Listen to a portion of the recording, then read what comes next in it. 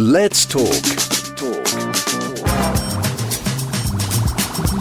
Giles Brown.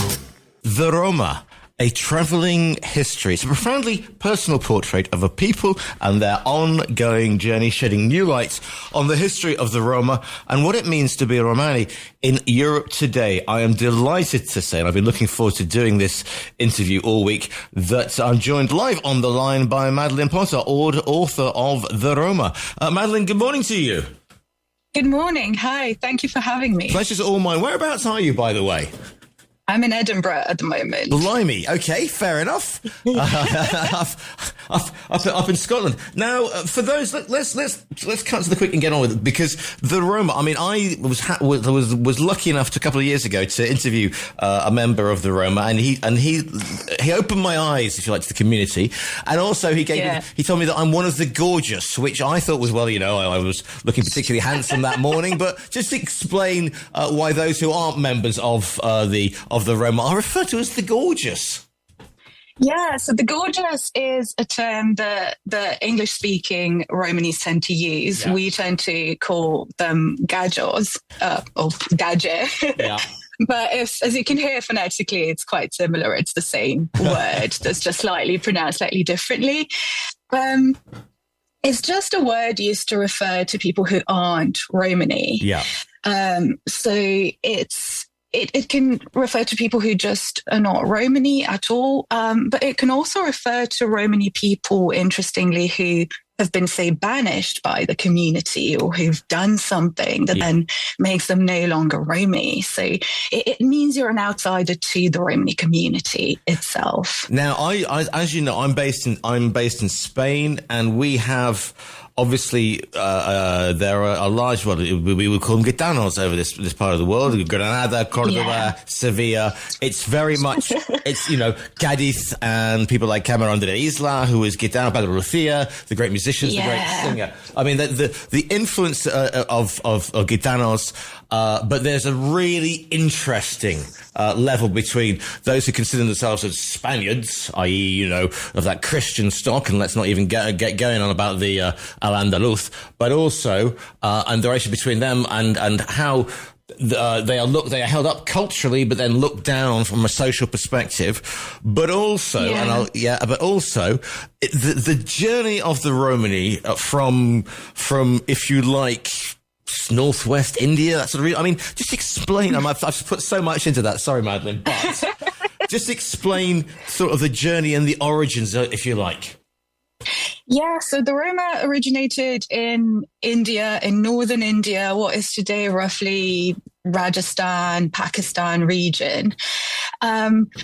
We don't have a lot of written data about when the Roma were in India and about the migration. That's partly because the Roma tend to have an oral culture. So we tend to carry our songs, our tales with us.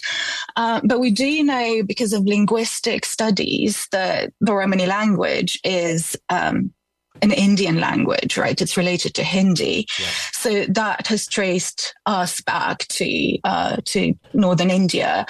It's quite likely that we are descended from a caste of traveling musicians whose descendants are still around in India today, called the Roma. And then they migrated westward. Exactly why is unclear. There are various theories. One is to do with the invasion of India. Others are to do with simply wanting to escape the caste system.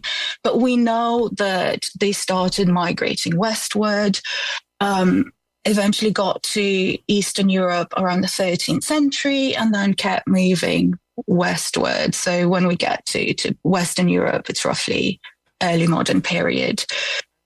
And so, I mean, the story, you think about, it's nothing, here's the thing, and this is completely off the top of my bald head, but, so Romania, for example, that's not taking its name from, no. No. It's a coincidence. Yeah. It's a coincidence. It does create a lot of confusion. Yeah. But no, Romania takes its name from Rome because Romanians speak Romance language, whereas Romani just stems from Rom means man or husband in the Romani language. So it's just a coincidence. And then it's a sort of a split because a lot of people, because a lot of Romani stay in central sort of Europe, but a lot do make their way over to the Iberian Peninsula and that southern France thing. Think Gypsy Kings people, and you kind of thinking what I'm saying.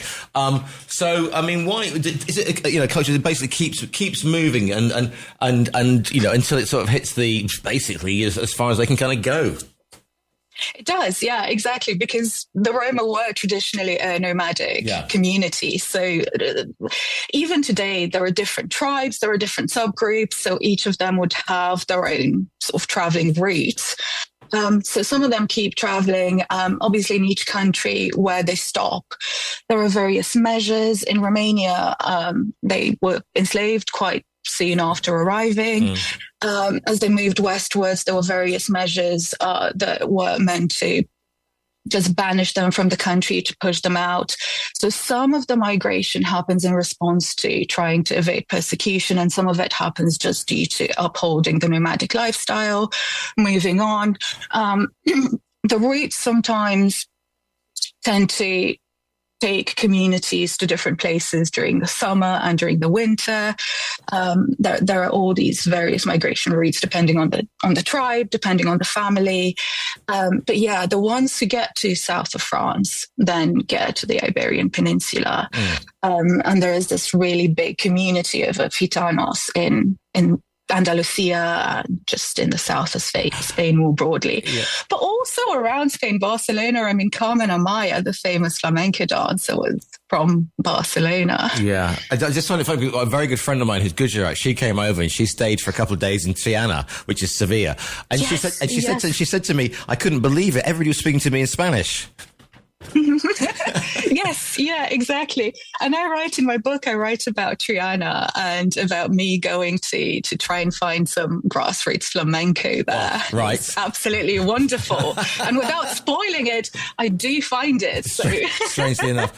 Here's the thing, though, okay, because there are two sides on this. Because on the one side, right, this is a free-spirited, independent people, yeah? In a world where we're told, we must be against big government, all that sort of thing. The Roma have it. That's the whole thing, and they should be welcome for that. And on one side, they're romanticized. So you have brightly the way you side, the brightly coloured caravans and the whole thing, and the dashing, gypsy girls, etc. I mean, they're even in a Bond film, for goodness sake. And and we've got the art and that whole thing. And then on the other side, we have you have to look at the way that people look at the Irish travelling community, for example, and they get it in the neck, and it's that whole, even Guy Ritchie didn't do them any much favours either. But they're seen as the ultimate outsiders. They're seen as promiscuous. They're seen as thieving. I mean, just everything.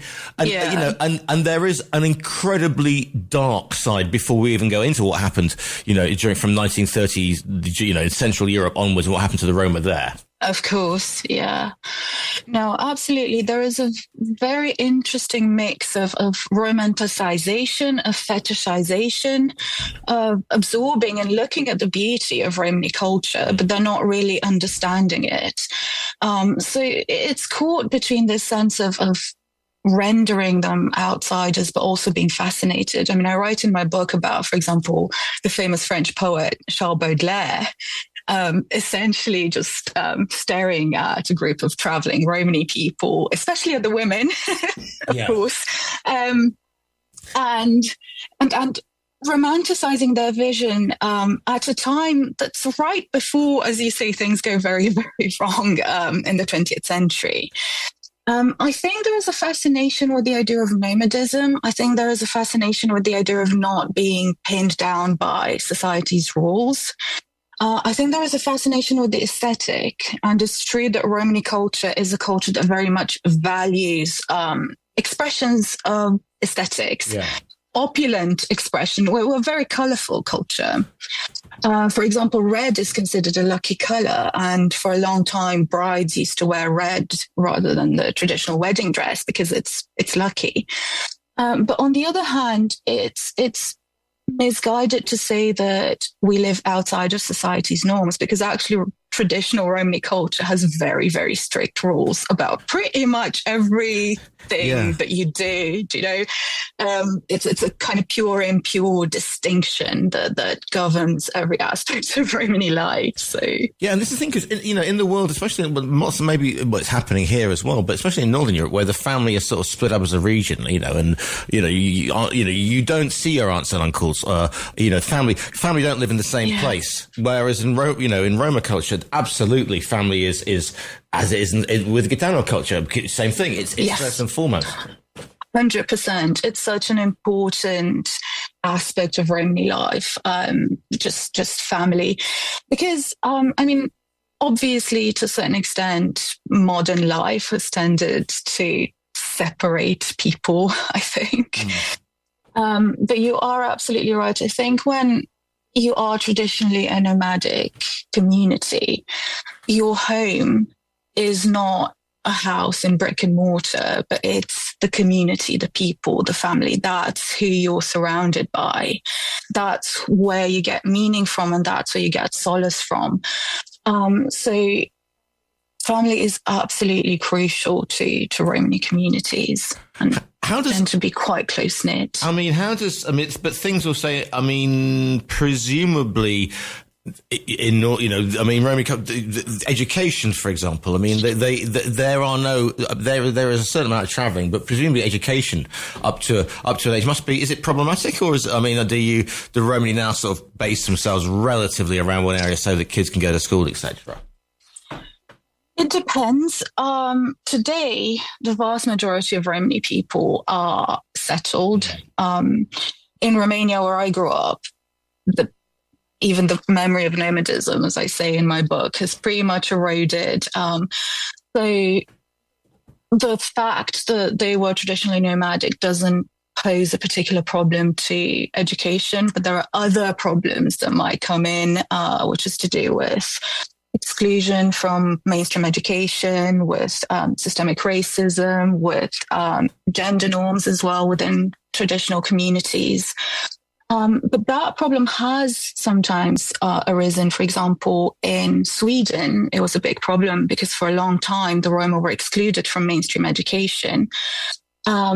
And there were campaigners for the rights of Romani people to get educated, such as Johan Dimitri Taikon and Katarina Taikon, whom I write about.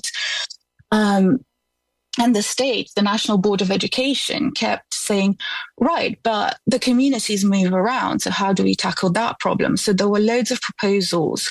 For example, Romani kids could attend school within the area that they were camped out for in a given time. Mobile schools were trialed as well. And eventually they were just integrated into the mainstream system of education. But it was a whole process that led to the formation of Romani rights activism in Sweden, really. Yeah. And the other thing is we talked about it before, but the outright hostility, because it is racism. You could not get away with calling something or portraying. For example, you couldn't portray an Afro-Caribbean in the UK now as a stereotype, and yet. You were living in Romania as well. And when you had Romanians coming over, they were all personified as Romani. And it seemed to be fair game. Social media, for example, which is a bloody double-edged sort of area. There was one was saying, here come quote unquote the thieving, this, that, and the other. And you couldn't get away with any other group, could you? Yet with the Romani culture, it seems to be fair game. Yeah, I've heard people call it the last acceptable form of racism. And I think that's a relatively accurate way of describing it. I think just publicly, there is still this comfort for people to make these judgments and these stereotypical assumptions about Romani people. And you're right that I think there's been a degree to which the whole of Romania has been painted with that particular brush. But at the same time, it's led to further racism within Romanian settings as well, with non-Romani Romanians saying, well, no, it's not us. It is the Roma. So kind of a sense of punching down and then essentially just further blaming Romani people. And these are systems which are sometimes replicated in the UK as well, within the interactions between non-Romani people from Romania and Romani people from Romania. And it's a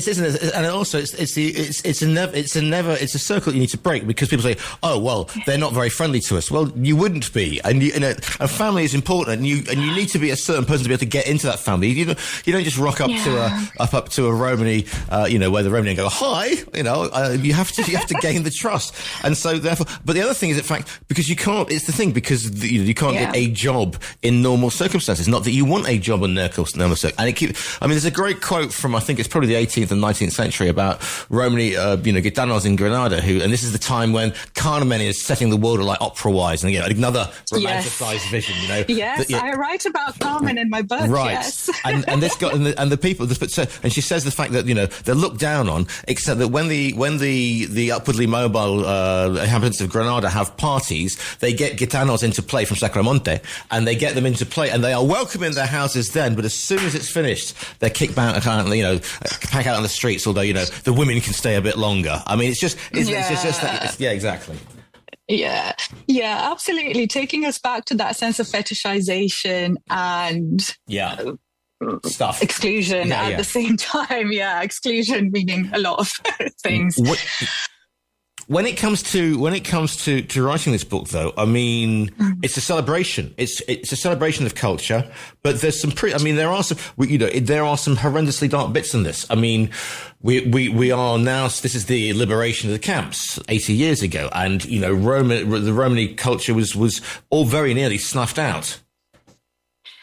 Yes, there are some really, really dark passages. There are some really dark explorations in this book, and I think it's very difficult to tell the history of the Roma without including those very dark moments, because it has been a history, unfortunately, marked by persecution, by genocide, by enslavement, by extreme violence. But at the same time, I think what I was really keen to do in the book is to show the resilience, to show the survival, because ultimately we are still here.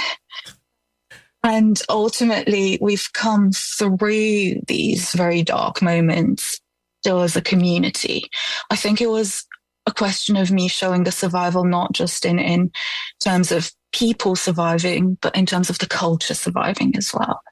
You said it's an oral history, so presumably, when you look back in your charting the course, it must be you are relying on tales that have been passed down. So you must have spent an awful lot of time taping or recording and transcribing to get this in a sort of a coherent narrative.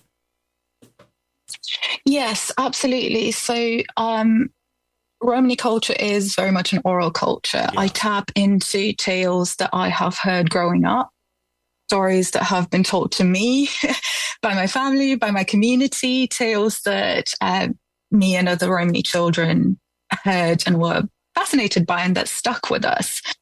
And also because Romani culture is so diverse, the Roma aren't just one big thing, right? You mentioned the Gitanos in Spain, and they're one subgroup. They're just one clan. They're just one, But then I'm Calderash, which is quite different. And then in Britain, what's Calderash? He said, "What's Calderash?" He said excitedly. Come on, what's Calderash? Calderash are traditional coppersmiths. Right, okay. And they're one of the biggest tribes of the Romani people, found primarily in the Balkans. Right. And there are many, many tribes. The Romani Chow, or the Romani Gypsies, are the ones that we tend to find in Britain. Right. The Sinti in Germany and Central Europe, the Lovara in Hungary. And each of these groups tend to have their own stories. So I spent some time, obviously, telling the stories that I heard growing up, but then also looking into stories from other tribes. So, for example, Johan Dimitri Taikon, whom I mentioned in connection to Romani activism in Sweden, he was also a tremendous storyteller, and he collaborated with an ethnologist to produce a collection of some of the Romani tales that he knew. And he was illiterate. He couldn't read or write. Yeah. So they were transcribed and then they were published. So I was looking at those collections of tales as well to try and bring to life the various tales of the various groups as well.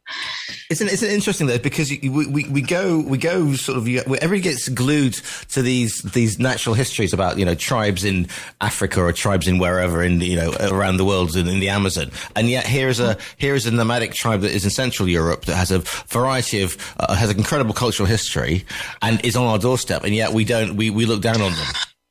Yes, and that's exactly what I was trying to bring to light. I was trying to bring to light that specificity of these traditions that have been overlooked for so long, even though, as I mentioned, we have been part of European landscape since the Eastern Europe Middle Ages and Western Europe early modern period. Yeah. So I was trying to bring that to life and also just bring to life that diversity and variety. And it's a geographical journey as well. It goes from Romania through to Edinburgh, which is that's a journey and a half. I mean, you are if you like, you're walking in the footsteps of your ancestors on this one, then aren't you? And that must have a huge pull when you're writing about it. It does. So the traveling history obviously references the history of the nomadism that has defined Romani communities, but it also references my own personal journey. I begin in Britain, where I live now, and then go to Romania, where I was born and grew up, and then trace it back all the way back to Britain through a series of countries, including Germany, Spain, the USA, Sweden. So it very much is trying to retrace that geographic and symbolic journey of my ancestors and trying to find my own voice within the tapestry of Romani history and culture. And people presumably want to tell you these stories. They want this to be written down because they want it to be celebrated and they want this culture to be discovered. Yes, absolutely. We want the culture to be discovered. So what are you hoping then that people will take? For A, it's that there is not one bunch of quote unquote gypsies, gitanos, call them what you will. B, this is as you said, they are, if you like, the Roma have been around for centuries, but they've always been airbrushed out. Yes, exactly. So I want people to leave this book knowing who we are, knowing more about who we are, to move beyond that push and pull between romanticization and exclusion, and to really understand the stories, the voices, the history of Romani people across Europe and North America by focusing on that human side of history as well. The book is called The Roma, A Travelling History. It's by Madeline Potter, who's speaking today. Listeners, you can order it by going to our own virtual bookstore. There's a photograph. It's a brilliant front cover. And you click on that and it will send the book to you. Are you on the social media? Can people find you online? Is there a Roma Instagram? Please tell me there is, Madeline. Please tell me you're on Instagram. I am on Twitter, X and Instagram at Madeline_CCT. Madeline CCT. Madeline_CCT. Wonderful. Well, listen, It's been absolutely brilliant to speak to you. The book is called The Roma, A Travelling History. It's by Madeline Potter. Madeline, thank you so much for your time today. Thank you for having me. It's been a real pleasure.